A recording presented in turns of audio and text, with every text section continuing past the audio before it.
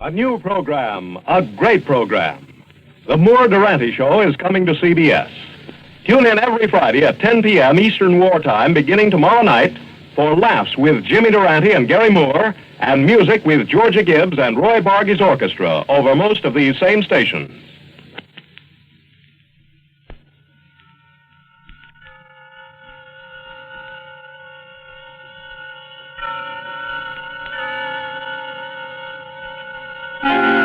Suspense.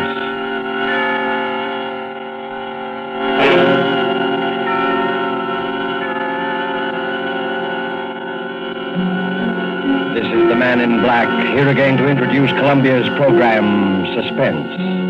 With us again as star is Mr. Orson Welles, in the third of 4 successive appearances for the Suspense audience. And sharing honors with Mr. Welles this evening is a lovely and distinguished Hollywood leading lady, Miss Geraldine Fitzgerald. Our play tonight is from a short story by Agatha Christie. And so with Philomel Cottage, and with the performances of Geraldine Fitzgerald as Alex Martin, and of Orson Welles as her devoted husband, Gerald, we again hope to keep you in suspense.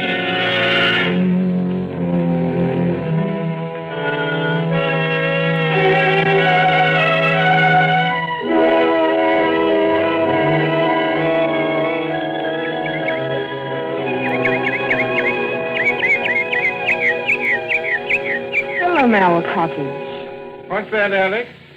I was just reading this sign over the gate. What does Philomel mean? Are you joking? No, really. Why, you little cockney. You've been here for 3 weeks and you still don't know. Philomel is another name for the bird that's supposed to sing only for lovers. You've been hearing it every twilight. Oh, nightingale. Of course. That sign, Philomel Cottage, is the main reason I wanted this place for us. Glad you bought it. Gerald, this was a 50-50 investment, and you know it. 50-50, £1,000 from me and 2 from you. What else could we do? You couldn't touch any more of your capital at the time, and... Well, when you find a country cottage that combines old world charm with new world plumbing, you want to grab it. And we did have to have the place, didn't we? Yes, we did. I've often wondered if you went a bit lonely. Lonely? With you? I mean, well, after living the city all your life, pretty much to ourselves, you know. 2 miles from the nearest neighbor. From the nearest eavesdropper, you mean? What an utterly hopeless romantic I married. Well, you can't get out of it now. No. Oh, Gerald, you know what day today is? Today, it's the 13th. It's our anniversary, darling. We've known each other exactly a month. No, exactly 30 days. Oh, Gerald, really now? No, really. What is it, dear? You have the pain again? No. Just a little indigestion, I think. There. Do you want me to get you your pill? No. Well, dear, it's 11:25. Better get on to the village. Now to get that camera equipment. And the human timetable walks through the garden gate. My dear, there's nothing wrong with system, even on a honeymoon.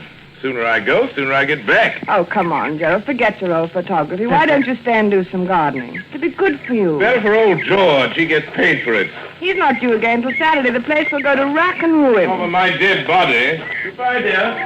Don't walk too fast, dear. Remember the last time. Be careful, darling.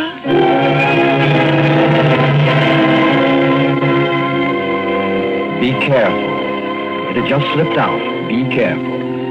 Alex Martin swinging there on the garden gate, smiling out her happiness across a part of England that was as remote and placid as any you'd care to find, wondered why she'd said such a ridiculous thing. If this were London, say, that would have... London. And slowly the smile fell away. She knew then that the memory of that last week in London had never really been far from her mind. That and that last talk with Dick on the top deck of the bus crossing Trafalgar Square. She'd never seen him like that before. Gerald Martin. I tell you, Alex, the man's a perfect stranger to you.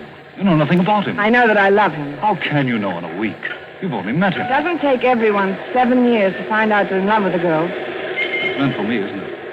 Alex. It's no use. Alex, don't you know what it's been for me not being able to tell you? I couldn't, not with the income I had. Then I decided I couldn't wait anymore, and I was going to tell you anyway. And you know what happened? No, I'm afraid I don't. Oh, yes, you do. That money you inherited. That money from your cousin or uncle or whoever I it don't was. see what You that- didn't think I could ask you to marry me then, did you? You don't think I could live off your money? I'm sorry, Dick. Believe me, I am, but it really doesn't matter now, one way or the other. Doesn't matter, does it? You can bet it matters to that Martin chap. That's what he's after. You mark my words, he's after your money. Dick, it might interest you to know that Gerald has money of his own, far more than I have. And more than I have. Maybe that's the difference. I've had enough of this. I'm getting off at the next stop. Alex, please.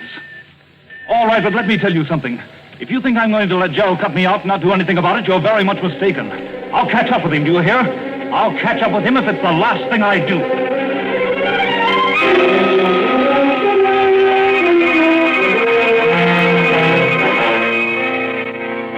I'll catch up with him if it's the last thing I do.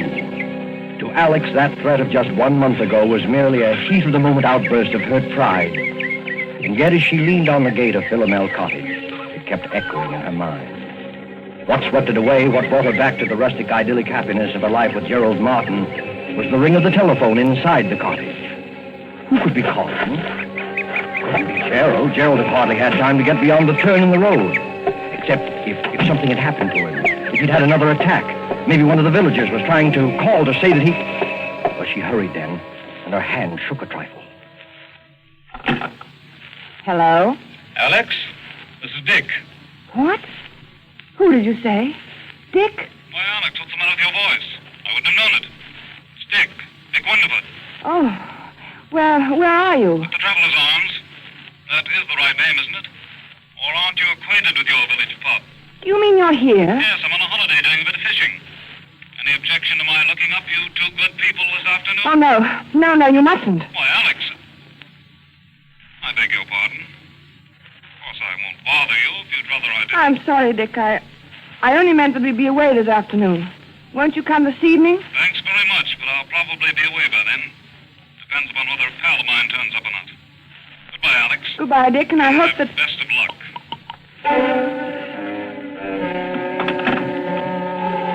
For a long moment, Alex stood quite still, the memory of Dick's threat flooding her mind. She walked across the spacious oak-beamed living room. By the time she reached the side porch, she'd made up her mind. Much as she hated deceit, she would say nothing to Gerald of Dick's call. She stepped out into the garden, and for the second time that morning got a surprise. There, big as life, was her gardener, busily trimming the hedge. Why, George. I thought we agreed that Saturday was your day here. I thought as how you'd be surprised, Mrs. Martin.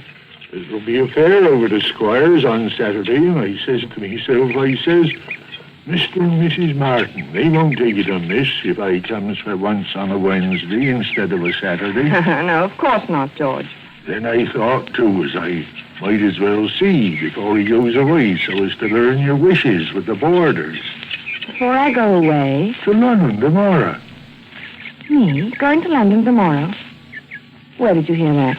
Met Mr. Martin down the village yesterday. He told me you was both going away to London tomorrow, and it was uncertain when you'd be back again. I didn't... Now, don't tell me you and the master is disagreeing already. Oh, no, naturally not. The trip just slipped my mind. Get on with your work, George. Listen, never could understand why anybody'd want to go up to London, though. Like Mr. Raines, what used to have this house. He went up there, not to live, mind you.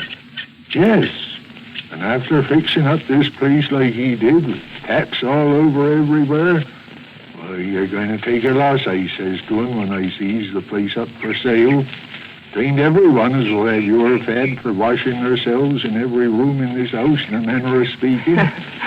But George, he says to me, I'll get every penny of £2,000 for this house. And sure enough, he did. He got 3,000. 2,000. Some he was asking was talked of at the time. And very high figure it was thought to be. No, George. You see, I gave 2 and, well, it really was 3,000. Yeah, don't tell me that Mr. Ames had the face to stand up to say 3,000, brazen like, in a loud voice. He didn't say it to me. He said it to my husband. I guess I'll do some spading now. The price was 2,000.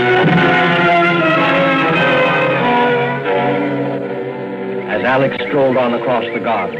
She was conscious of a thin, vague thought struggling to make itself heard. Then, abruptly, it was gone. Her eye had fallen upon a small, dark green object lying in the furrow beside one of the flower beds. Gerald's diary. Her husband's pocket diary. She picked it up and opened it, scanning the entries with some amusement, once again reminded of Gerald's enslavement to time and system. It was the entry on page 21 that brought the smile to her face. April 14th. Marry Alex at St. Peter's Church, 2:30. And it was the entry on page 30 that took that smile away. She stared, puzzled, at the date on the page, Wednesday, May 13th. Why, that's today. Only one thing was written there, in red pencil. 6 p.m. What did it mean? What was to happen at 6 p.m.? As she stood there, that small, vague thought struggled to be heard once more. It was something Dick Winderford had said. Not the threat, not that wild, silly promise of vengeance, but something else. And then it came. A perfect stranger to you. You know nothing about him. Nothing about him. It was true. What did she know about him? After all, This is ridiculous. Gerald, my husband. I love him. I trust him. But Then she thought once again of that cryptic entry. 6 p.m. It was just 3 o'clock when Gerald, his arms laden with packages, walked up the garden path and came onto the side porch. Oh, Alex! The moment he opened the door into the living room, she noticed the rather odd kind of excitement about him. There you are. Miss me, darling? why wouldn't I? You've had time to buy out the whole village. Only the camera shop. No. If I don't have the best equipped darkroom this side of London, it won't be my fault. If you're not careful, that darkroom of yours is going to overflow the whole cellar. Oh, incidentally, here's something you've been watering the flowers with. Catch. My diary. I dropped it in the garden, did I? I know all your secrets now. Not guilty. Oh, I'm not so sure. What about your assignation at 6 p.m. today? Why, Oh, that. Well, you've caught me at last. It's an assignation with a very handsome young woman, quite remarkably like you, in fact. You're evading the issue. Not at all. Simply a reminder that I want you to help me develop some negatives this evening. At 6 o'clock? That's rather a peculiar time, isn't it? Peculiar? Yes, I'm usually preparing dinner at that hour. Well, no harm in delaying it a bit. We might have a sandwich or two and some coffee out on the porch. Before we work on the negatives, you mean? Yes, that'll be pleasant, won't it? You know something, Alex? I've never found anybody yet who could touch your coffee. Oh. Really? That covers Australia and Canada, Oh, too. you and your mysterious past. Why do you say that?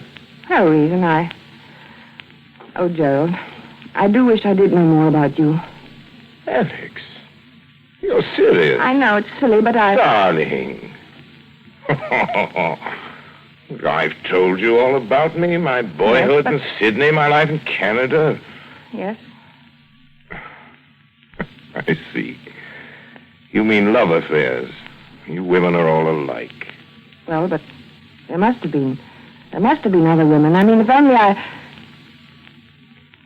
Do you think it wise, Alex, this Bluebeard's chamber business? Let's put your mind on such a subject anyway. Never mentioned it before. Oh, I don't know, Gerald. I've been rather upset all day. I imagine I can thank old George for that. The gardener, you mean? He had some ridiculous idea we were going away to London. He said you told him Where so. did you see him? He came to work today instead of Saturday. You fool! Why, Gerald. I didn't get this collar off. Oh, Gerald, lie down. Look, lie down here. Here's some water. Here, darling. I'm all right. Sorry. Oh, I'm sorry, darling, getting you all upset. That's Well, because the stupid old gardener... I made some weak joke to him about being off to London in the morning. He must have taken it seriously, or else he didn't hear properly. straightened him out, I suppose. Hardly. You know what a gossip he is. I didn't want the whole village to think my husband was leaving me in the dark about his plans. Are you all right now? You told him we were going then? Naturally. Yes, of course. Sorry you were placed in that kind of situation, darling. I don't suppose you ran into anybody else today? This far from the world, Gerald? It isn't very likely, is it? Gerald. No, not another word. No, not another word. You aren't yourself now. It's quite plain. I want you to have a little rest. You'll be right as rain by 6 o'clock. Must you do those photographs tonight? After all, you don't seem so well yourself. Dear, when one sets a time to do something, one should stick to it. It's the only way to get through one's work. All right, up with you. Upstairs to your bed now. Very well, dear. I'll be getting things arranged in the dark room.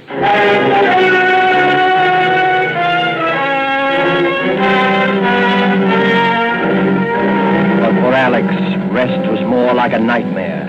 Upstairs in her room, she told herself that there was no basis whatever for her state of mind. Still, the turmoil, the doubt, the odd, unaccountable sense of dread persisted and grew until... Softly, she opened her door, stepped out upon the upstairs hallway. Quite clearly, she knew what she must do, knew she must find some testimony to her husband's past, something to reassure her, something to kill that agonizing dread mounting within her. And strangely, she remembered that single locked drawer in Gerald's bureau.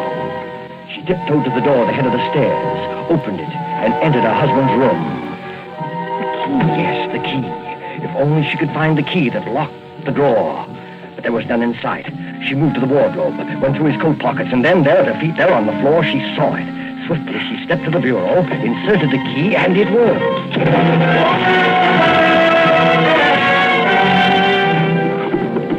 Alex Martin opened the drawer, looked down upon a small packet of letters tied with a light blue ribbon. And when she saw the uppermost envelope, her face reddened with shame. Why, they're my letters. They were her own letters, love letters written to Gerald before they were married. And there was nothing else in the drawer save a roll of ancient faded newspaper clippings. Alex sighed with relief as she glanced at the top clipping. It was from an American paper, and it featured the trial of one Charles Lemaitre, Charles Lemaitre, a notorious swindler and bigamist. A skeleton had been found beneath the floor of his house, and most of the women he'd married had never been heard of again. Another of the clippings described Lemaitre's behavior in court, his interest in the cameras of the news photographers, his sensational escape from prison. Another displayed his picture, a long-bearded, scholarly-looking fellow. It reminded her of someone. But who? She couldn't tell. She glanced at the caption beneath the picture. Modern Bluebeard. Modern Bluebeard. Yes, that's what she read. Her eyes went back to the picture, and in a flash, they saw the resemblance. She ran through the other clippings. Dates had been found in the man's pocket diary, dates it was contended when he had done away with his victims. He was an amateur photographer. He was from Sydney, from Canada. He was subject to heart attacks. He was... Gerald!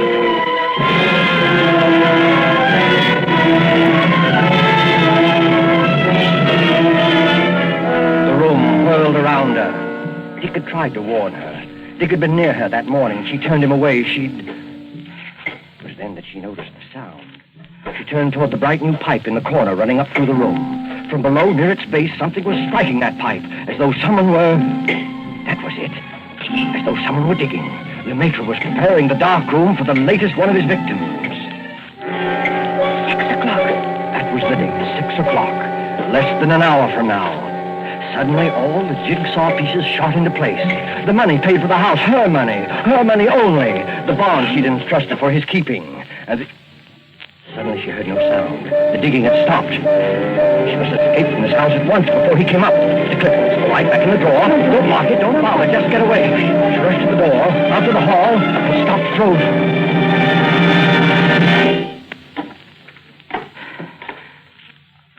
Yes, my dear? Oh, you startled me. I was just trying to find your nail file. Were you, dear? Well, that's nothing to look so guilty about now, is it? Better come on down. Getting late, you know. Gerald, Just have time to make the coffee and sandwiches. Before we do the pictures, that is. I'll be right down, darling. As Oh, soon as but we really mustn't delay, must we? Coming, Alex? Very well. Now, that's better. Here, let me give you a hand. Never mind, Why, Gerald. Alex, how cold you are. Cold. Yes, I am, rather. Well, that'll soon pass away, I'm sure. Hurry along, dear. Hurry along? Yes, into the kitchen. Alex, what is the matter? Nothing. I'll be all right. The kitchen. Yes, I'll fix us something in a second. You just sit here in the living room and... No, the porch. That'll be more comfortable, won't All right. it? And I'll be right with you. Splendid, Alex. I'll just... No, of course not. What, Gerald? How rotten of me not to have suggested it. Since you're feeling a bit under par, you can probably do with some help. I'll come with you.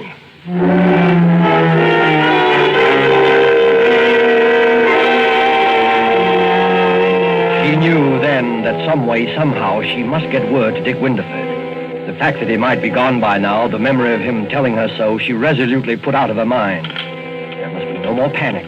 She must be in utter control of herself. Alex, carrying the coffee out to the porch, glanced at the clock upon the mantel. 10 minutes till 6. Her very life hung by those next 10 minutes, by her ability to think coolly and swiftly, because standing beside her was a man as determined as he was insane. A pity you're so abstracted, my dear. What? Why do you say that? Well, because you're missing the loveliest sight you're ever likely to see again. Look out beyond the garden. First soft shades of twilight. Twilight. Over Philomel Cottage. Now, I say, Alex, you are below par. What do you mean? First time you've ever slipped on the coffee. You must have talked in the entire canister. I'll be more careful after this.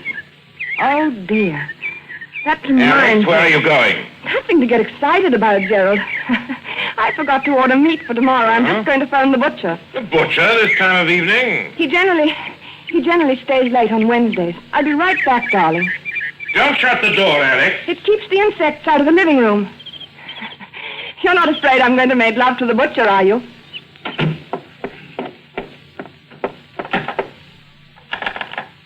Operator, get me the traveler's arms, please. Hurry. Hello? Traveler's arms? Mr. Winterford, please. Will you see... What? You don't know if he's still there? Well, see, won't you? It's most important. Don't let me disturb you. Well, darling, you do. I hate anyone listening when I telephone. But I do, Gerald, truly. You're quite sure you're really calling the butcher? Why, as a matter of fact, I am not sure. What? What I mean What are you is, talking about? I'm afraid I've got the wrong person. A perfect stranger. Don't understand. Someone I know nothing about. You know nothing about, then why don't you hang up? Here, who's at the end of that wire? Hello? Hello? Dead. All right, my girl. Might as well get started. We're late now. Late? for the Precisely pictures? 3 minutes past 6. Why, Gerald, it won't be 6 o'clock for 8 minutes. Look at the clock there on the mantel. I don't go by that relic. I go by my own Gerald, wristwatch. listen. Stop pacing and listen to Well? me. I don't feel up to it tonight. I'm upset. I'm tired. Alex, I promise you, you won't be a bit tired after it's over. I'm not going to wait 1 minute longer. I won't do it. Come along, I'm not Alex. coming with you. Come along. No. I'll carry you there. You will, you hear? No, stop. You will.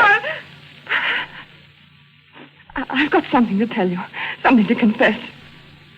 Confess. Yes, to confess. Something I ought to have told you before. I've had my secret past, too. Former lover, I suppose. In a way, but something else. You'd call it, yes, I expect you'd call it a crime. Crime? You? Yes. I don't believe it. Yes. You better sit down, Gerald. There. I told you I'd never been married before. That wasn't entirely true. There was a marriage. When I was 22, he was an elderly man with a little property. I induced him to insure his life in my favor. At one time, I was a nurse with access to a number of poisons. There's one poison, a white powder, You know something about poisons, perhaps? No, I know very little about them. This one is very much like... It's absolutely untraceable. Any doctor would give a certificate of heart failure, and that... No, I can't tell you. No. Another time, Gerald. Another time. Now, I want to hear. How did you get him to take it? How did I get him to take it? Yes. Well, I always made his coffee for him. Coffee? Yes. One night I put a pinch of this poison in his cup. I remember that evening how very much like this it was, how peaceful. He gasped a little, tried to move from his chair, but he couldn't. Presently, he died. How much was the insurance money? About £2,000. I speculated. I lost it. It was over 2 years before I married again. He was a much younger man, quite well off. There was a will in my favor. He liked me to make his coffee, too, just as my first husband had done. I make very good coffee. Alex! It was the same, along about twilight. Alex! I remember it perfectly. How nervous and upset I'd been all day, wondering if it would turn out all right. Coffee. But it did. It was the same as the other. He just sat there in his chair and he died. Our village doctor pronounced it heart failure. Alex! My husband did have a weak heart, you see, and that helped a great deal. Alex, listen! That netted me over £4,000. I didn't speculate. Coffee! That's why it tasted that way. You devil, you poisoned me! You poisoned me! Yes, I poisoned you. And already the poison is working. You see? Kill you! Can't move from your chair. You're lying. You're lying. I'll kill you! You can't move. You're helpless. I'll kill you.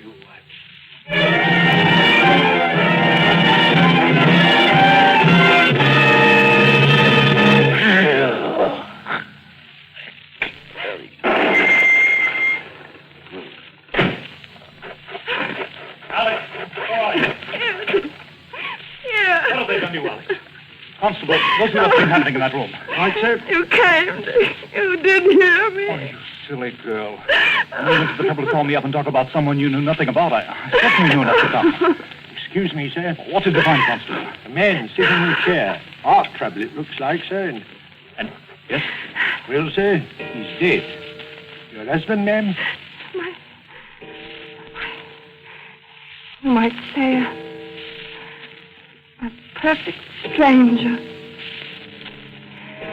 He was just sitting in his chair and presently he died.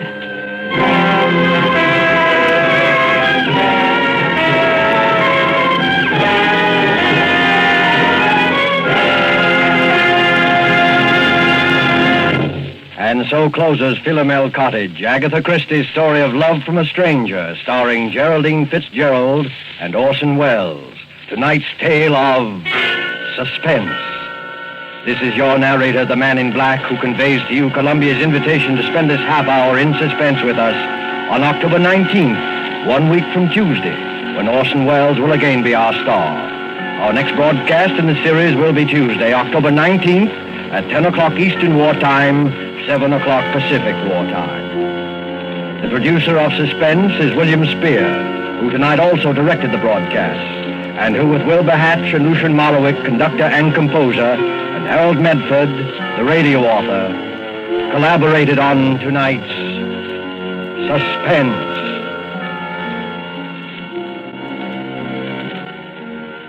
This is CBS, the Columbia Broadcasting System.